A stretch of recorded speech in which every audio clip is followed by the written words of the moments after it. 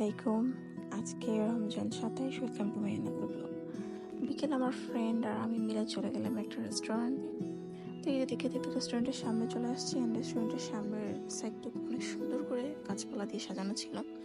আমরা চলে গেলাম ভিতরে এবং ভিতরে গিয়ে দেখি যে লোকজন অনেক কম, আর এখানে অনেকগুলো রাইড আছে বাচ্চাদের জন্য আর কি, আপনারা ট্রাই করতে পারেন এসে। তো এই তো এখানে এসে মনে হচ্ছে যে কি ঝাউবনে ঢুকে গেছিলাম, কুয়াকাটা অ্যান্ড কক্সবাজারের। তারপর আমি আর আমার ফ্রেন্ড চলে গেলাম একটা জায়গায় বসতে। তো এখানে আমরা বসে পড়লাম। তারপর আমাদের ইফতার এগুলো সার্ভ করা হচ্ছিল। তো এখানে ইফতারে তো অনেক আইটেম দিছে। তো এদিকে সূর্য অস্ত চলে যাচ্ছে, ইফতারের সময় হয়ে গেল। তো আলহামদুলিল্লাহ আমরা ইফতারটা করে নিলাম। তারপর আর এইভাবে বাংলা স্টাইলে মুড়ি মাখা খাওয়াটা। তো এই তো দিস ওয়েদার অ্যান্ড ইফতার অনেক সুন্দর ছিল।